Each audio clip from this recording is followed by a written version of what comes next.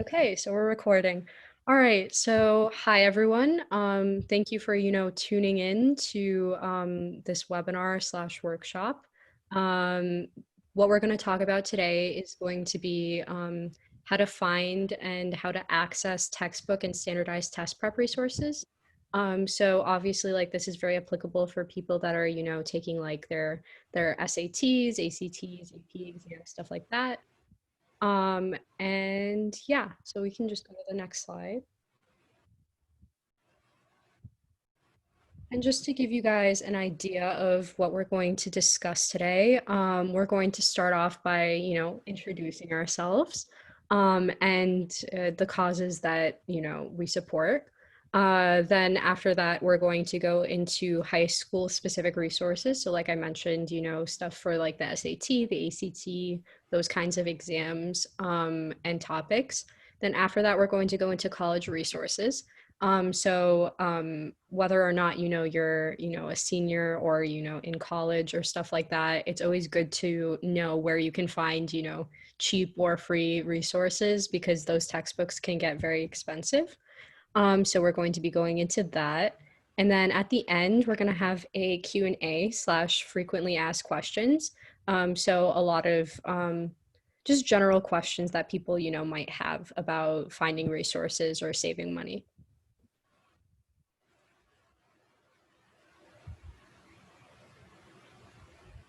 Alrighty. So I'm Magda, and I'm the executive director of General Intelligences. And basically, we are a nonprofit. We're a student-led and run nonprofit.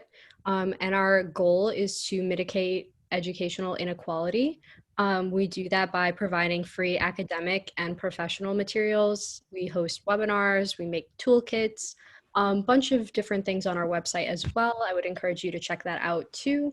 In terms of getting involved, we have people, from the US, we have people from Canada, other countries as well. So don't feel like you have to be, like US based or like in a certain area. Since it's virtual, we, accept people from all kinds of places just because, the format really allows for that. If you are interested, obviously, check out our website. We use WordPress. That's just the interface that we use. And if you want to, apply or ask any questions or stuff like that, our email is right there. So it's just going to be generalintelligences@gmail.com, and that's with an S. All right, my name is Tanya. I am a rising senior in high school, and I'm the founder of Breaking Book Barriers. Breaking Book Barriers is a student-run project that also has a goal of mitigating education inequity. So I'm super excited to be here talking to you guys about that from a high school perspective. So we do a few different projects, but the main thing we do is provide students with free SAT, ACT, and AP books through our website. So how it works is students can donate their books by filling out a form on there, and then they ship it to someone who needs them. So the biggest way that you can get involved is to donate your used books and then also to ask your classmates to donate theirs. That's definitely like the area that we could use the most help in. If you want to join our team and do outreach or marketing or website design, anything like that, you can reach out to us at breakingbookbarriers@gmail.com, which is our email, or just DM us on Instagram. So now we're going to go into some resources for high school students, just for test prep in general. So I always say that getting your hands on used books is often the most environmentally sustainable, and also financially, obviously, is better.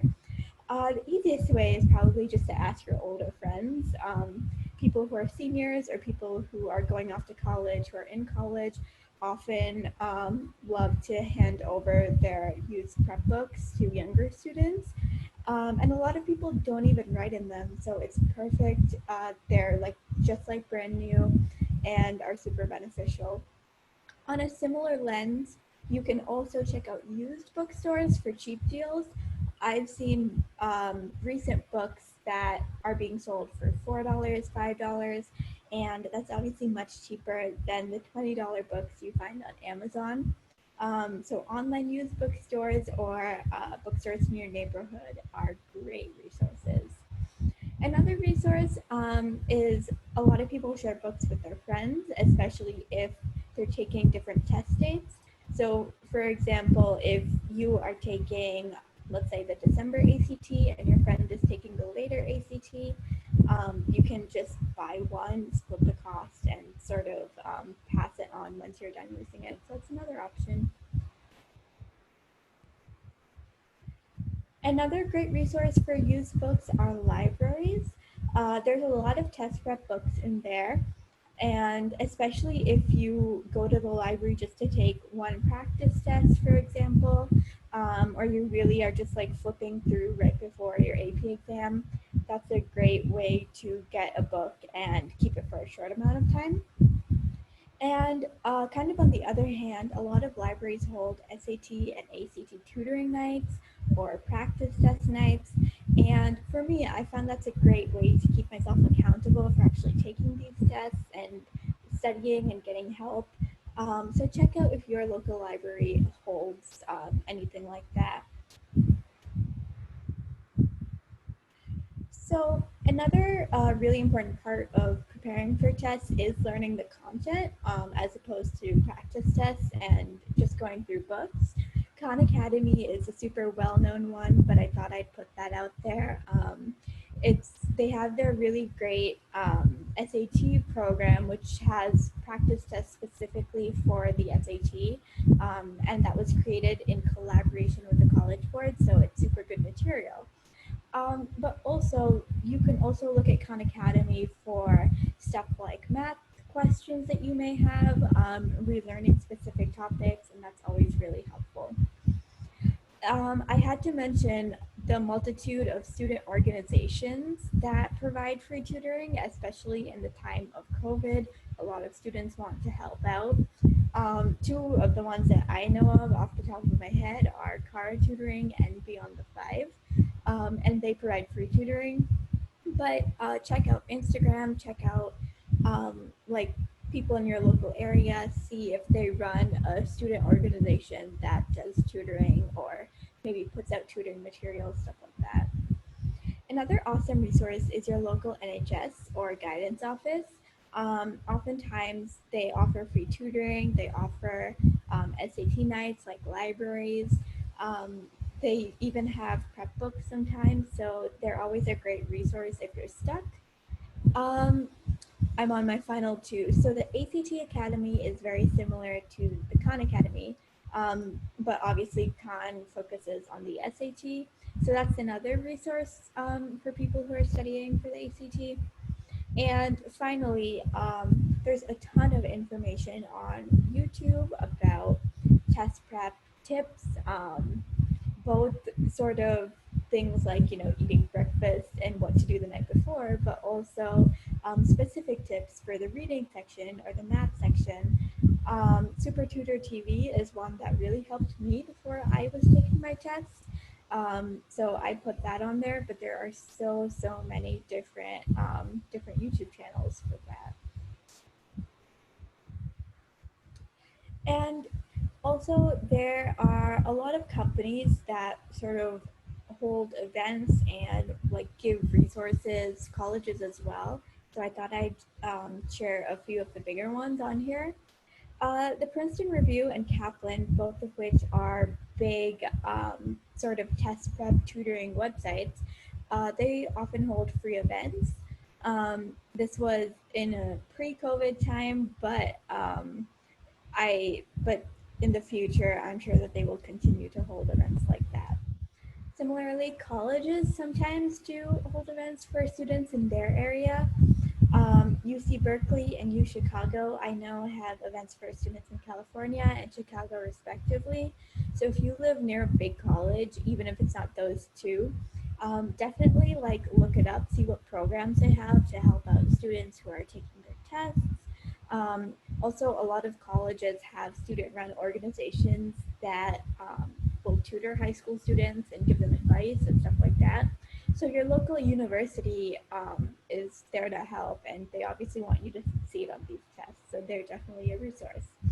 And finally, MIT Courseware is an amazing thing. I don't know if you guys have heard of it, but MIT basically publishes a lot of their courses and lectures online. And this is great for specific topics. Math especially comes to mind.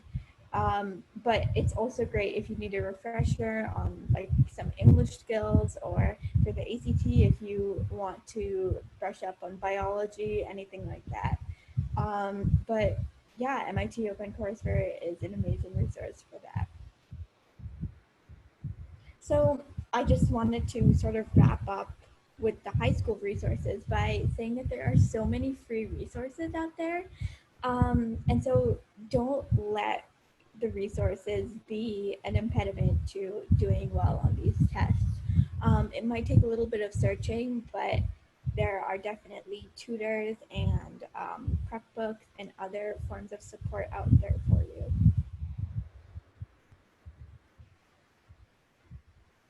Yeah, so now I'm going to start off on talking a little bit more about college resources. So mostly, just like in the day-to-day, like for classes, you need stuff for textbooks and you might need like something called like a course code, which you use to complete like your homework assignments for, I would say mostly for math classes and sometimes for other classes as well.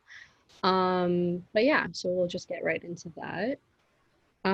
So I really just wanted to add this statistic in because as like we kind of spoke about or touched on earlier, both of our organizations are really focused on, bridging educational inequality. I think it's also important to recognize that, standardized tests and stuff like that, while they are, an aspect of, the college application process and stuff like that, it's important to recognize that there's, these added barriers, kind of introduced by, being like first generation or low income. Additionally, those kinds of barriers don't just go away or disappear when someone, matriculates to a school. Even if you worked really hard, you got the good grades, you got the good scores, did extracurricular stuff like that. Even when you are on campus, a lot of first gen and low income students will have to drop out actually of their bachelor's degree programs. A lot of times that's for financial reasons, whether that's that they keep up with the financial requirements back at home, or another big one is how expensive these hidden costs of college are. So in terms of hidden costs, there's a lot to consider. Obviously there's the big ticket price of attending a college in general in the US. Obviously, college has just gotten more and more expensive since, maybe like your parents, or something like that went to school. Um, and that's been like even higher than inflation. There's a lot of studies out there on that if you are curious. But working, for example, a couple minimum wage jobs just doesn't really cut it anymore for paying for college. So it's really important to have kind of that consideration of, how you want to budget, where your funding is going to come from, and stuff like that. And also to consider, like I said, these hidden costs. So, next slide, please. So, a couple of ways to kind of mitigate these costs. Obviously, sometimes for certain classes, it's not going to be feasible to go about getting your textbook in another way, because sometimes they have something called a course access code. And you can only get that if you buy the book and it's not used. So that obviously proves to be a very large barrier, I think, for students that are, first generation low income and stuff like that. But I would say in most cases, even if a textbook or, like a required reading or something for a class, even if they say it's mandatory, It's not necessarily always mandatory. I've had a lot of professors that put that on their syllabus. They're like, you need these 5 textbooks for this class or something like that. And it's not like each of them are, like $5 or something. They are like, $50, $60 plus like textbooks each. So you can see it gets likely to be really expensive if you end up buying all of them. So word of advice to, I mean, anyone that's, going into college is to hold off on buying the textbooks or to ask an upperclassman if you guys actually use the textbook. So that would be like the overarching like advice. In terms of websites and resources, obviously that's what I have on this slide. So we're going to talk about that. So again, Khan Academy for the win. We love Khan Academy. They have a lot of good resources specific to different subjects and stuff like that. Tutoring can obviously be like a huge, expense and not one that I would say most people would afford on, a college student budget. There are, for example, depending on your school, tutoring centers and stuff like that. So if you can find free resources, I would recommend looking for those as well. But those are kind of campus specific. And it might not work, I suppose, with your schedule because tutoring centers are usually open during, the day to maybe like 7 or max like 8 p.m. So you could see potentially if someone was working like a campus job or something like that, that would be really difficult for them to then go for tutoring like in the middle of the day, right? YouTube is another big one. I know like for like my organic chemistry class, it really was really, I don't know, helpful to kind of like illustrate those concepts in kind of a different way than what your teacher is saying. So I'd recommend that as well. So like I already said, the tutoring center at your school. Some schools don't have tutoring centers actually. So if your school is one of those that doesn't have a tutoring center, like a dedicated tutoring center, try to see if there's one in like a local, like maybe like even like community college or something like that. A lot of times, they will like make you verify that you're a student that's attending there. So I don't want you to just walk into like a college and be like, please tutor me. But if you are, for example, taking like maybe like a summer class or something there, or you've taken like a like dual enrollment class or something, you'll have your ID and you'll be able to, use that down the line if you needed to. Study groups are another really good thing. So I go to the University of Michigan. But we have what we call like dedicated study groups. So those are like formal study groups. So you can sign up for those, and then you have a student that's gotten an A in the course that, facilitates those study groups. And usually they try to keep it to like maximum like 12 students or something like that. So it's a very small, a cozy learning environment and you're able to ask questions and kind of learn together. That's really good, especially if you're, a freshman and maybe you don't know a lot of people like in your class. But I guess as time goes on and stuff like that, informal study groups are, a better way to go. You can just make them with friends that you have like in your classes and stuff like that. Just set it up. Like agree to meet at a certain time would be my best advice because people can have very hectic and kind of conflicting schedules sometimes. So it's important that you guys all agree on like a set time to meet. And then I would check out subject kind of dependent sites. So what does that mean? So that kind of basically means that resources for different subjects exist, on different websites basically. So I know I'm probably going to talk about Orgo a lot, but I think it's just a class that a lot of people struggle with. So it's very kind of relatable. So for example, for Orgo, I used Mastering Organic Chem. I thought it was a really good website. It illustrated the concepts. Everything was free. He has little, like downloadable like sheets that you can look at too, and they have like the different reactions and stuff. So I think it kind of just depends on what subject, you're taking. Like if you were taking a language or something like that. I know a lot of my friends actually use like any of those like free like AP resources that are out there, at least for like the intro like college classes, just because they really break down the concept in like very simple terms because they're marketed towards high school students and that could be even freshmen who are obviously way younger than college students. So that's like a good way to get a grasp on something that maybe you need simplified. So the next thing would be to check out Facebook, Slack, like LinkedIn groups, stuff like that. That's for, a number of reasons. I think probably the main one that comes to mind is if you go to your class of like whatever year would be the graduation year, right? You're going to be able to find other students that are, selling their textbooks and stuff like that. You're going to be able to also find students that are, offering tutoring or study guides or stuff like that. Kind of general rule of thumb, just be mindful that even if they're like posting on those sites and stuff like that, you could potentially be getting scammed. So just be mindful, like any other place, when money is exchanged and stuff like that, you just need to, be cautious and make sure that you know what you're getting yourself into and that that person is reliable. I would say overarchingly though, you probably get a better deal off of students than off of, the campus bookstore. The campus bookstore for sure is not the place that you want to go to get your books.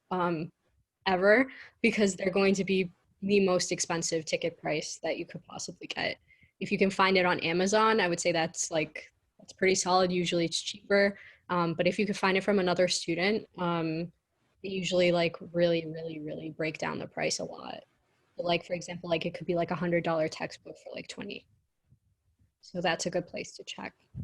In terms of LinkedIn groups, kind of like a similar thing. I wouldn't say I see people advertising their books and stuff very often on there, but I would say that they at least give some like advice, maybe on like classes.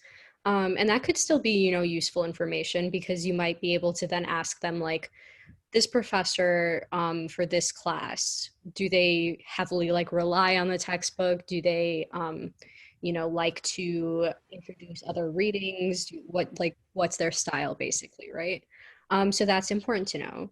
Then the second main thing, I guess, to address would be major specific resources. Again, that's kind of going to be dependent on your college and university career center. So kind of again, anecdotally, just talking about like my experiences. So as a like a pre-med student, we have like pre-med advising, obviously. We also have advising for our major, so I'm a neuroscience major, so I can go and get, advice for that. Another thing that my school has, for example, is we have something called peer advising. So you can go into the office like for your major and sit and talk to someone that's, a junior or senior in that major. Just ask them, about classes and like stuff like that. And that's a really great thing to do if maybe you feel like a little bit intimidated about setting up a meeting with an academic advisor, or maybe you feel like I don't know, maybe you feel like you don't want to like waste their time with like your like paltry questions or something like that. But honestly speaking, I would say also it would be probably best for you to check in with them as kind of as much as you can, maybe like once a semester or something like that. That's really important just to make sure that you're, on track and progressing as you should be. College is also very tricky because in addition to like, your major and the classes you have to take for your major, you have to take other classes as well to graduate. So you want to make sure that you know fully everything that you need to take to graduate, because it would be the worst thing ever to be like, like senior year and then realize that you forgot to take like this class or something like that. And then you have to delay graduating. That's a lot of money. So definitely check in with them as much as you can. And then the last thing would be networking. So I think that also kind of relates to LinkedIn, right? That's probably like the best place to network, but you could also have like other like dedicated softwares or like stuff in person. Obviously, kind of like not now because of coronavirus, but previously I would say they have a lot of like major specific networking events that you can like check out, register for, or show up to. I would go to those. It's probably also going to be good to tell you like which classes to take, especially if you have options between like different electives, to see kind of like, okay, as a CS major, should I be taking like an operating systems class if I wanted to intern at, this like company or something like that? Or should I be taking like an app development class or something like that? So it's just, good to kind of see if you do have, options to take some classes. You want to put your money for those classes into something that would be like fitting your future goals, basically. All right, so I briefly talked about like the hidden costs earlier, but this is kind of just to delve into it a little bit more. So obviously, when you get your initial like financial aid package, right, it's going to have, stuff like tuition, like base tuition. It's going to have fees, that include fees for like recreational stuff like gyms and things like that, general like student government fees, fees you just really can't get out of. You just kind of have to pay them, even if you're not really sure what they go to. So that would be like the next like big chunk, I would say. And then room and board would be also a factor in like your financial aid package. Whether you live on campus, like in a dorm, or you live off campus, they will still like allot that in your financial aid package. If you do, for example, have like a scholarship or something like that that covers like room and board and you choose not to live in a dorm, they send you it in like a lump check, I would say. I'm pretty sure. And then you are able to just use that money for paying for your rent, basically, instead of living in a dorm. So I guess that's also just another thing that comes up a lot. People aren't sure if they can move off campus if they have a scholarship. You can, but you just have to, be mindful that that money has to go to your rent and it's not just free spending money, for like groceries and I don't know, eating out and stuff like that. Another thing that would come up in like your financial aid package would be they usually have like it's called different things at different schools, but usually it's kind of like more like a miscellaneous costs category. So usually that includes stuff like technology fees, it includes stuff like textbooks and things like that. Kind of depending on your school, that would vary like how much it costs, but that's another section that I think a lot of people kind of like forget about because tuition and room and board are, those massive costs. So people really focus in on that. But textbooks can get to be really expensive. So the number one thing, and I suppose you didn't hear me say this because it's not 100% something that people should be talking about, but you could download something called uTorrent. So it's an app. You can just download it like on your laptop or like your computer or stuff like that. And then you can download textbooks and prep books for free by torrenting them, basically. For more details on that, I would recommend just looking at like a very quick like YouTube tutorial. It's pretty simple, I would say. Just make sure that you have like your VPN on and stuff like that because, like I said, maybe not the best thing to be doing on school Wi-Fi. For Library Genesis, there's no concerns with that one at all. That's completely like free, open source, stuff like that to look at. Library Genesis is a really good place to check. So when you sign up for a class, you usually will get like an update with like the syllabus and stuff like that. But if you don't, for some reason, usually you can check in on like previous semester syllabi for that same class. And usually they don't change the textbooks much from a semester to a semester, especially if it's the same professor. So that can give you, some time to check if you can find it on Library Genesis. So you just, type in like the ISBN, or you could just type in like the title and the authors, and it should pop up if they have it. And then what you would just need to do is you can just download it and it would just show up as like a PDF. So that's a really good resource as well. Then if neither of those two things work, it might just be on, a different website. So sometimes all you really need to do is just type in the title of the book that you want and PDF after it. And usually sometimes, or free PDF. I mean, if you want to make 100% sure that it's free. And it should come up, especially for, I would say, like novels and books. Um, those you can usually find pretty easily. Textbooks might be a little more difficult to find if you didn't find it on the first two things that I mentioned, but it's still, it's still an option. So then another thing I mentioned a couple of times are these course codes. So usually the way that course codes work, are you can either purchase them separately or as part of the book that you're getting yourself, right? So let's say it's for like your calculus class. So a lot of professors make it kind of like a mandatory requirement to get the course code because they do either, the assignments, or some even have, their exams as well, just through there, just to make it easier for themselves. So in those kinds of instances, there's really no major like workaround, unfortunately, for getting a course code because those course codes do expire after like a set time or after being used. So if you got, for example, a used textbook and there was the course code in it, you can't use that code because that code's already been used, right? So you want to make sure that if you're buying like a used book off of someone for the course code, you have to make 100% sure that maybe like they dropped the class and never used it or something like that. Um, Otherwise, you can't use that course code. So sometimes if you can find the book just separately and then just get the course code, that could bring your costs down a little bit because sometimes those course codes are very expensive. I'm talking like, like $150 just for the code, not for the book. So if you can get, it down in any way, that would be the best way to go. Um, Another thing to check out would be technology.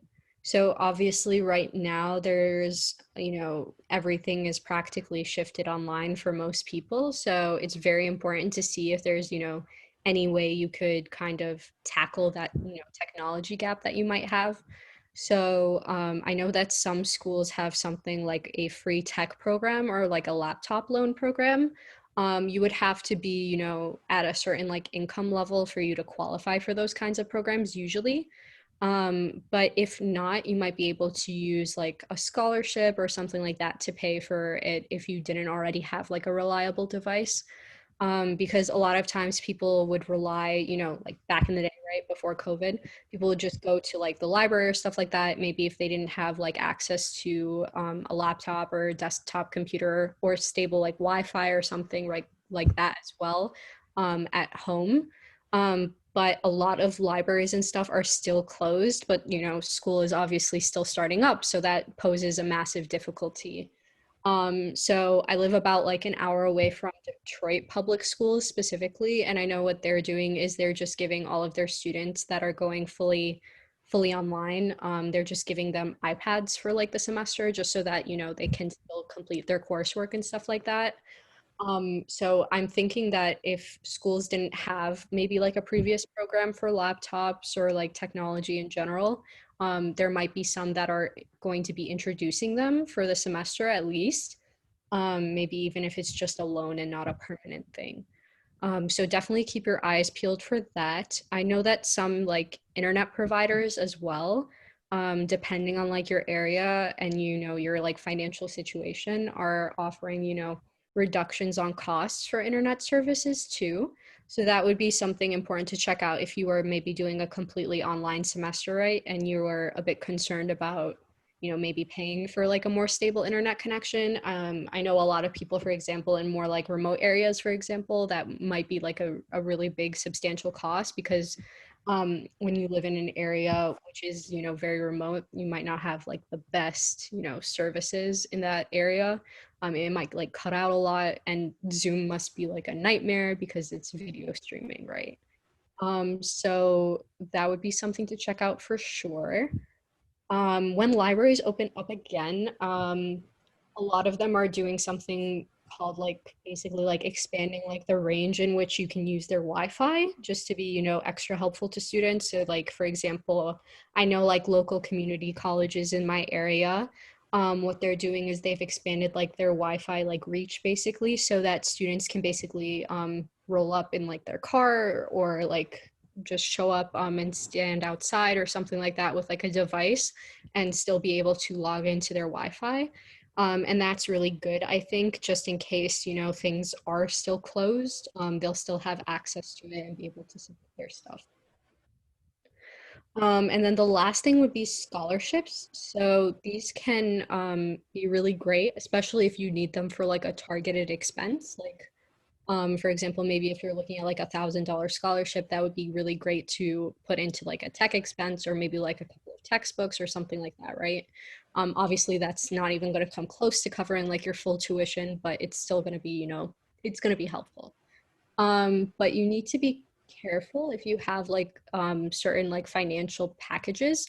For example, if you already have like a lot of grants and you already have a lot of scholarships from your school, if you report a scholarship that you get from an outside institution directly to them, sometimes that's actually not going to help your financial situation at all because they might not end up giving you that money, if that makes any sense. So I think a big pitfall that a lot of people kind of forget about or maybe don't know about is that if you do just collect a bunch of these like scholarships and stuff like that, sometimes the school will take that scholarship and put it towards, like reducing like a loan amount or reducing how much aid they give you personally. And it might not 100% just go directly to you as a check.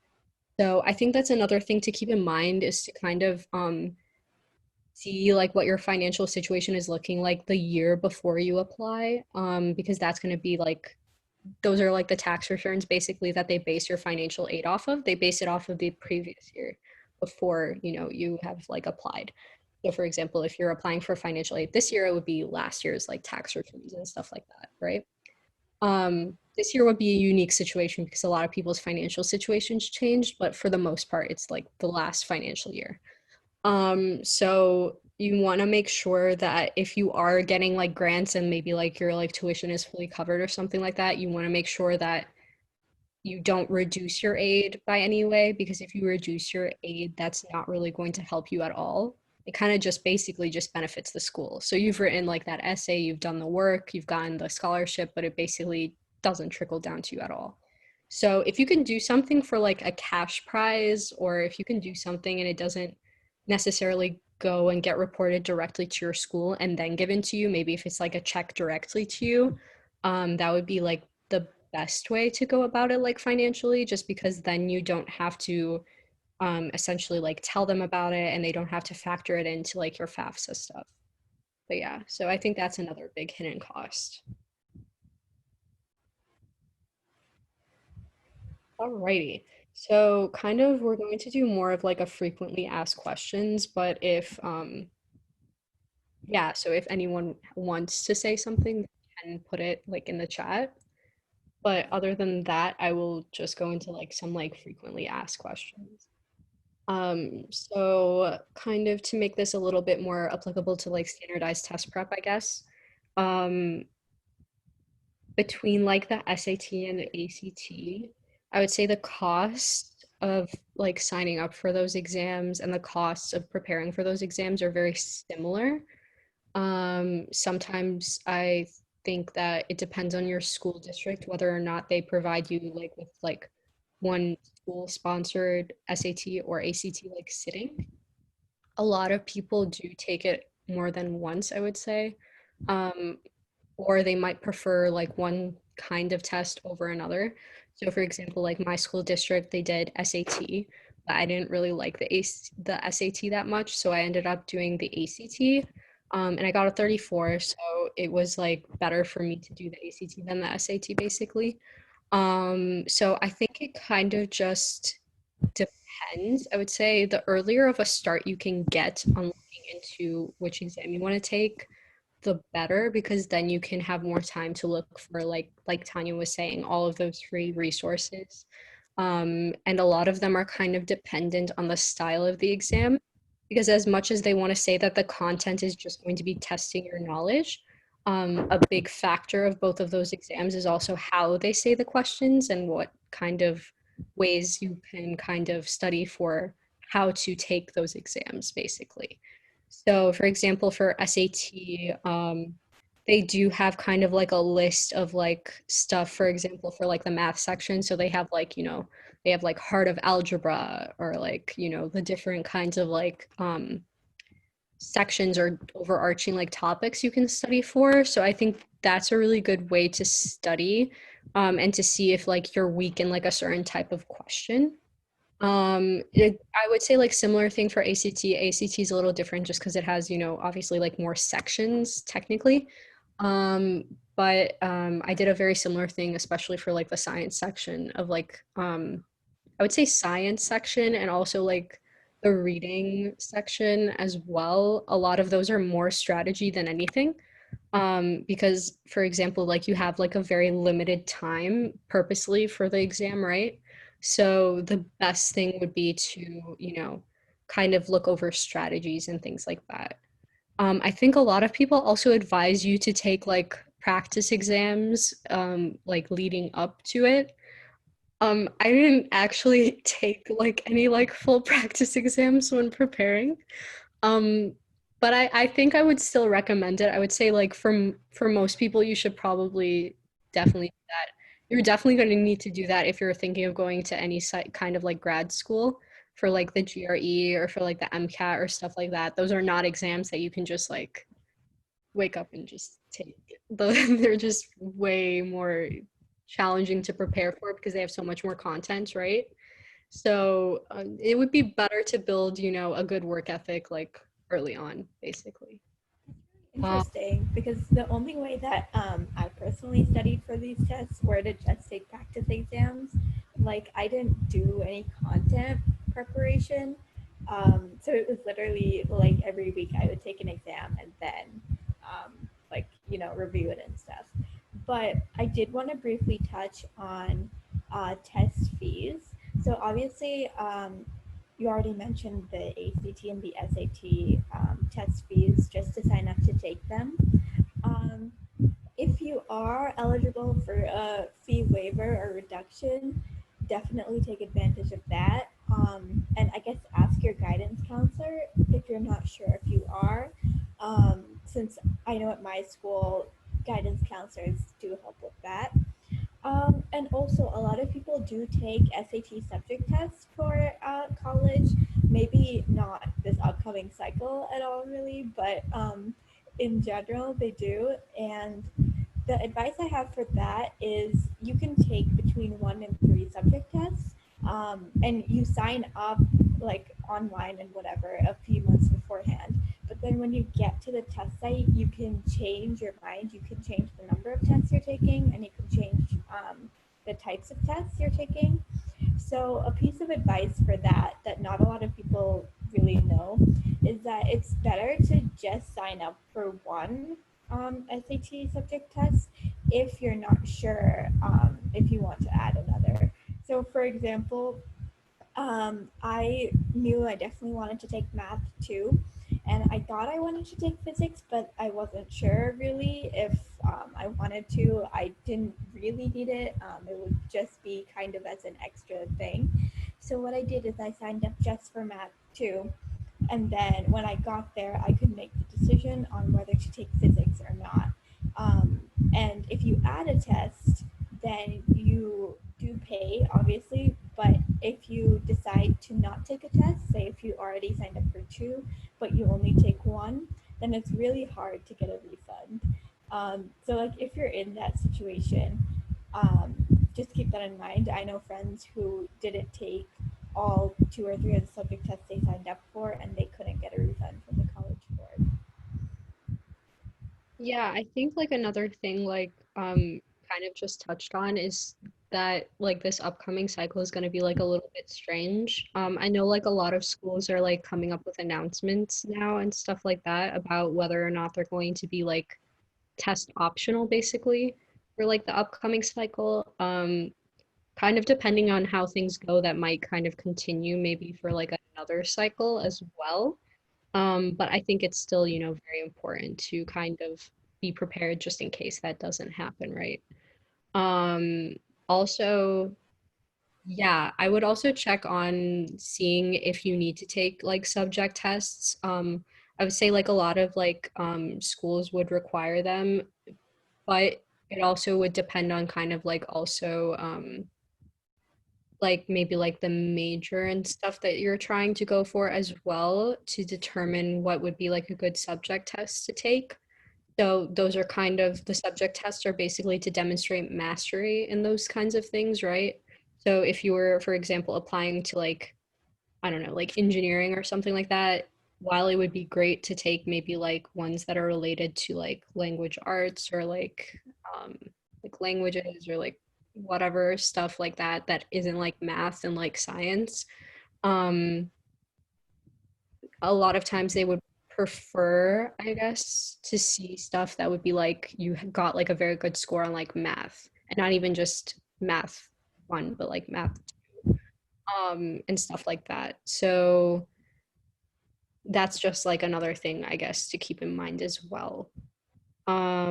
Also for like AP exams, kind of similarly, I don't know if this is like at an every school kind of thing or not, but kind of like what you were saying, we didn't exactly have like fee waivers or stuff like that, but I do know that I'm not sure if the school district subsidized it or if it was subsidized by like the college board or stuff like that. But I know that if like you had like financial difficulty like paying for like actually taking like the exam, you could go and talk to like the like counselor and they would make you like fill out some forms and stuff like that and then you'd have like a reduced cost.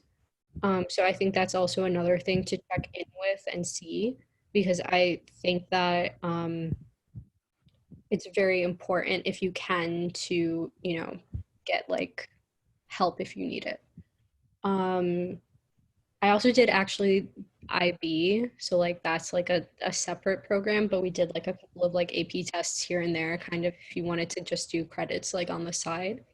Honestly speaking, if I had to like recommend something, I would say I really recommend dual enrolling, like probably more than like AP or IB. Especially if you know like what school you want to go to after you graduate, right? Because then you can take classes that you know for sure are going to transfer into classes that you want to like maybe not get out of, but like get credit for, right?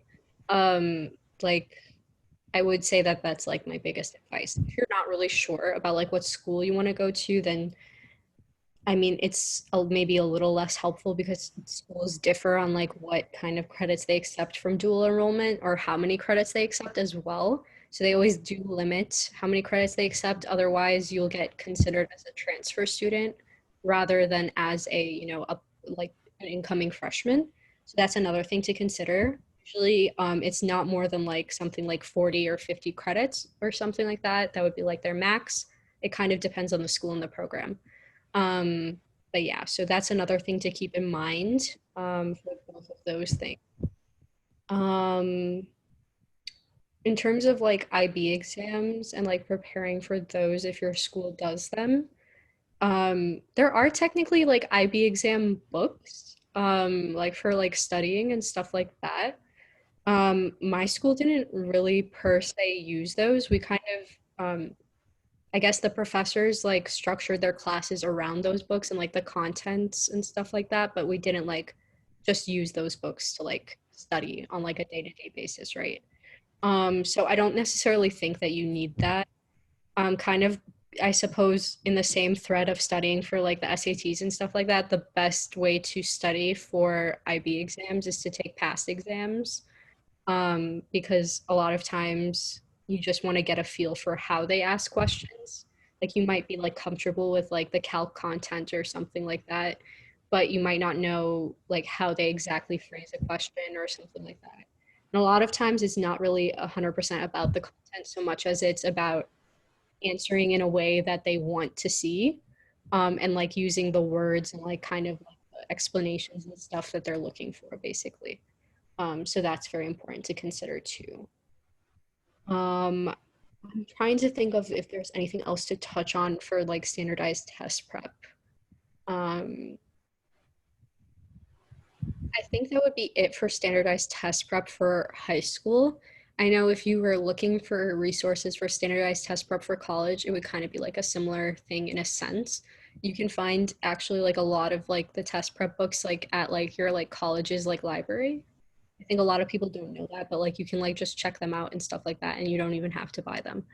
Um, but definitely plan that like in advance because they usually only have a couple of copies, and if someone's like exam days coming up or something like that, obviously they're going to keep renewing their they're going to keep renewing their basically like withdrawing of the book.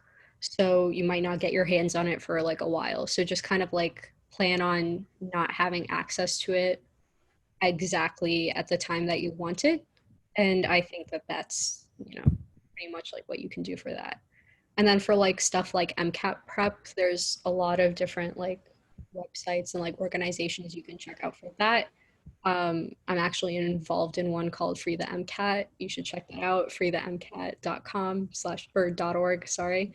And we have like free stuff for studying for the MCAT because Khan Academy is taking their MCAT stuff down soon. So,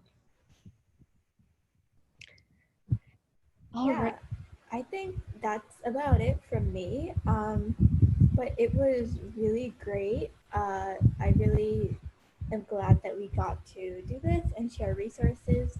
And for those people who are watching, feel free to like comment if you have questions or reach out to one of us if you have something specific.